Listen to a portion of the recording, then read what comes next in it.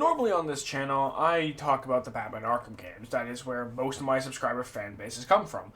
However, today we are still talking about an iteration of Batman. However, it's just a different iteration, and not the Batman Arkham kind.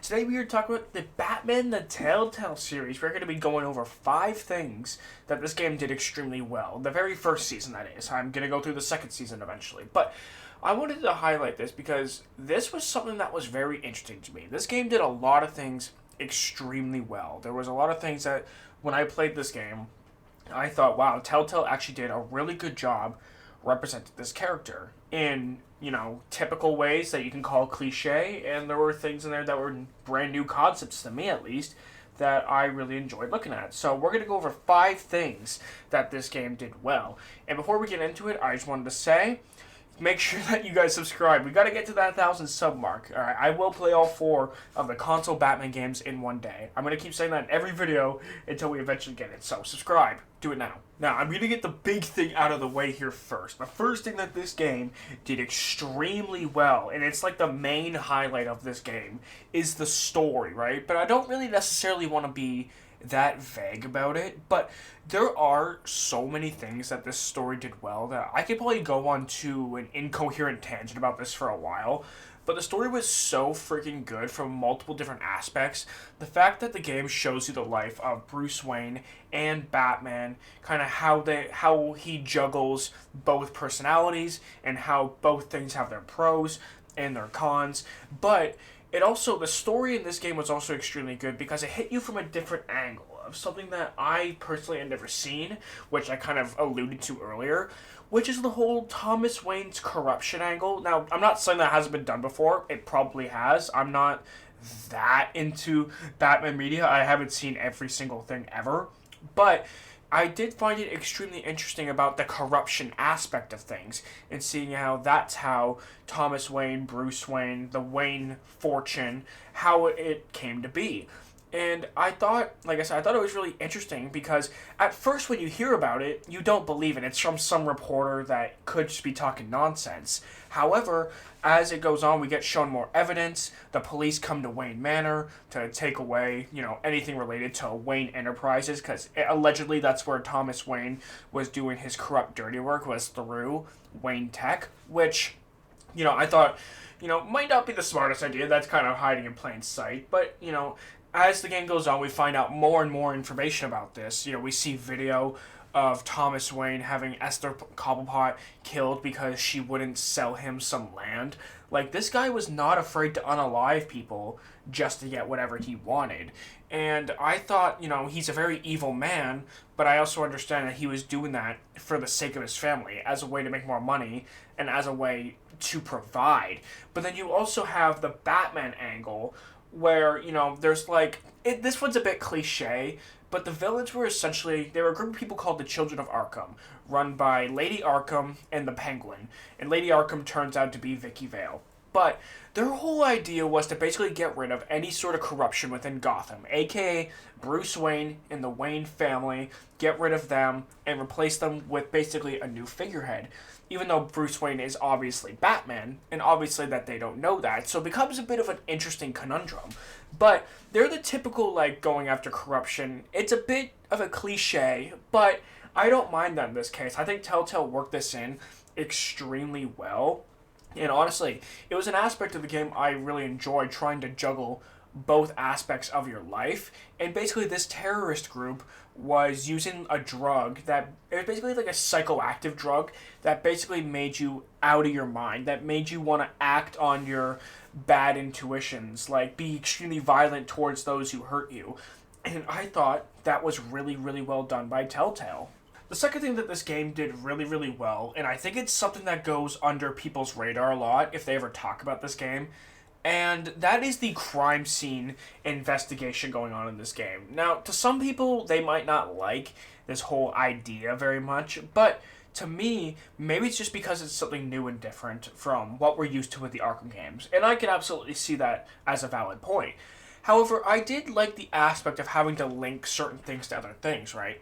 So, for instance, if you saw a dead corpse and you saw, like in the first episode, there was basically a guy who was dead, had his eye scratched out. It was really like disgusting.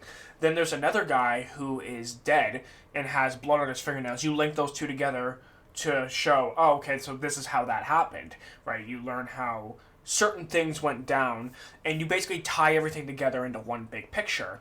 And I thought it was just really cool because it did take some investigative thinking at some point. Sometimes I would get it wrong even though I'd already played the game previously, but I would still get it wrong because it does take a bit of detective work and some actual thinking to do. It's not really just something that you can just, oh, this is here, this is pretty easy, blah, blah, blah. Especially in the final episode, they really upped the difficulty of it for me. It took me a few minutes to figure it out, but obviously once I did, I was able to go about it. But then, when you were actually finished with said crime scene investigation, Batman would basically show you how it was done. Kind of similar to Batman Arkham Origins, except it wasn't quite that detailed, which I didn't expect it to be because it's a Telltale game, right? You're not really going to expect anything too crazy out of them. But just to show you the basics of what happened, of an explosion, how this person got killed, the gunshots that happened prior, I just thought the crime scene investigation was really well done, especially for a Telltale game. That's the standard you kind of have to hold it to. You can't really hold it to the Arkham games, but holding it to Telltale standards, they did a very good job. The third thing that this game did extremely well, and it's going to kind of sound like a bit, not a backhanded compliment, but it's going to sound like a bit of a complaint, and it's not. I want you guys to bear with me. But the third thing that this game did really well, in my opinion, was the overall villain selection that they chose, right? Because even though there wasn't, like, an extreme amount of villains in this game, there wasn't anything that was like, there's so many cool villains, it wasn't to the point where I thought, oh, there's not really enough villains going on here, we need more. Because I was still entertained, and I'm going to get into a very specific point that I have on this matter. But what I wanted to talk about with the main antagonist being Lady Arkham. You could argue it's the Penguin, but they're both kind of the main antagonist, co-main antagonists, I guess you could say. But having the Penguin in here, in this iteration, was really cool, because this one was actually able to fight. This one was actually able to stand up for himself, and he was doing a pretty good job with taking people out. We saw in the first episode, the way that he was fighting people was actually kind of crazy. The guy can actually scrap. As well as the Penguin's always just an extremely funny and entertaining character, and I think that accent of his takes him a long way. But overall, I thought he was just extremely funny, as per usual. He doesn't really pull any punches, and like I said, the guy is friggin' hilarious, right? And then you also have Lady Arkham, who I consider like the main villain, because she's the one who's behind the Children of Arkham. But like I said, her being Vicky Vale, which we don't find out till the end of episode 3, and we don't get to, we don't get to stop her till episode 5, so it's so frustrating for us as the player. But it was so interesting is because she was an original character. I don't think that she's ever made an appearance before this, and I don't even know if she's made an appearance since. But Telltale was able to put their own spin on this that was extremely intriguing, because even though it was kind of the cliche of like, oh, freaking Vicky Vale is all about the corruption. She wants to stop corruption. It's like, yeah, I get it if that's considered basic, but her actual character herself and her backstory is extremely interesting as well. Basically, she was born Victoria Arkham, and she was adopted by the Vales, who basically tortured her and abused her for years. We find out in this chamber in episode 5 that she was held hostage and abused with these belts for years. And she would draw these pictures almost as a way to like cope, in a way to dream and survive through that, to be able to eventually finally kill the people who had harmed her. And that's what turned her into this. So in her head, she's trying to do something that's good for the people. But even though it's harming people, she didn't really want to hurt innocents. She didn't even want to hurt Batman. She kind of wanted Batman to almost team up with her, because they both have this similar agenda. It's just that, Batman just doesn't kill anybody in the process, whereas she's kind of like the League of Assassins, wanting to kill anybody who stands in her way. Then you got people like Catwoman in this game, which Catwoman, she's not really a villain. She's kind of on your team, but you know how Catwoman is. She kind of picks and pokes and kind of only wants you whenever it's convenient, but she's not really a villain necessarily. And then you have the introduction of the Joker, and this is another point that I kind of wanted to get into a little bit, because you meet John Doe in Arkham Asylum at the beginning of episode 4, but he's not the Joker yet. He's just John Doe.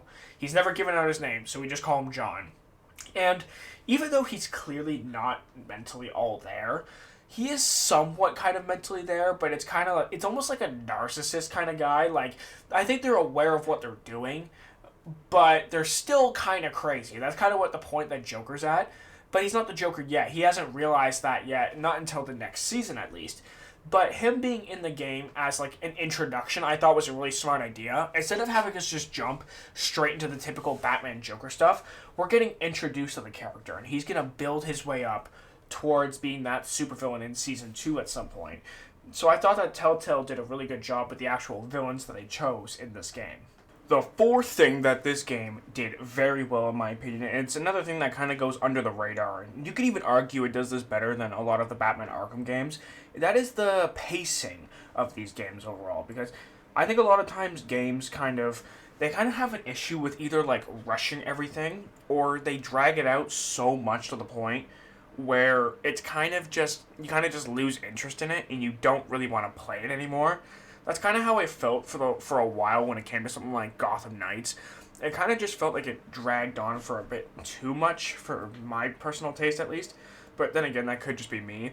Or something like Batman Arkham City, some people think is kind of rushed, and that's the biggest issue with the story. It's kind of got some inconsistent pacing. But when it came to Batman the Telltale series, it kind of felt like things were always flowing at a steady pace. It kind of starts off slow.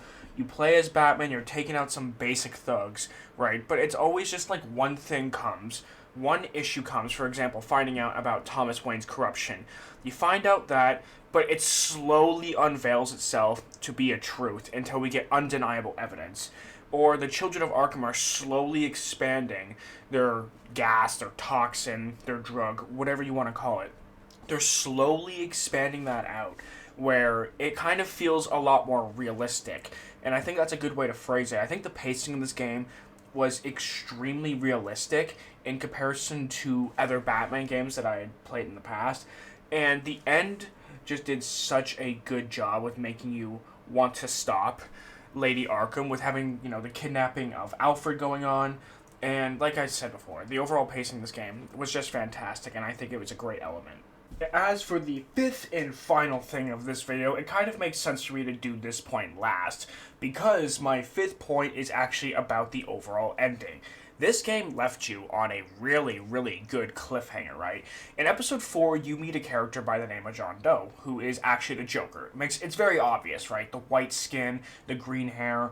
You can tell it's the Joker, but you can also tell he's not developed into the Joker yet. He's not full-fledged that guy yet to this point.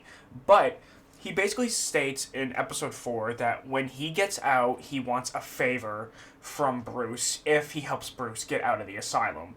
And he does help Bruce get out. And at the end of the game, you see Joker taking a swig of a martini or some sort of drink at a bar, and he has been released from Arkham Asylum, which, how he got out, I don't freaking know. I do not know how the doctors cleared that man as sane and allowed out the streets, but that's a different issue for a different day. But it made you really excited for the next game, and you knew that Telltale was setting you up for another game because of the fact that they're literally leaving you on such a good cliffhanger, right? They're making you want to know, oh no, what's Joker gonna get up to? But the good thing about this is that the Joker builds a relationship with Bruce Wayne.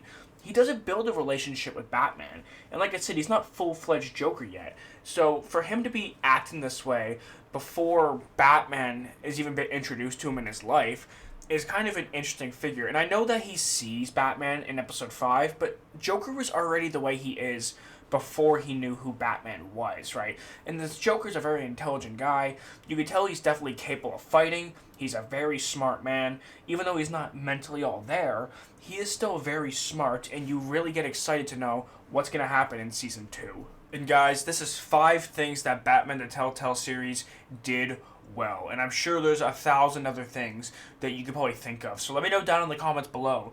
What did you guys like about Batman the Telltale series? I'm going to go over 5 things it didn't do well in another video in the future. So don't worry, there's plenty of negativity to come. But thank you guys so much for watching. And if you enjoyed, make sure to leave a thumbs up. Make sure to subscribe for more content. I think my next video is going to be on what if Joker had survived Batman Arkham City. So make sure you guys stay tuned for that. Thank you guys so much for watching, and I'll see you guys later. Peace!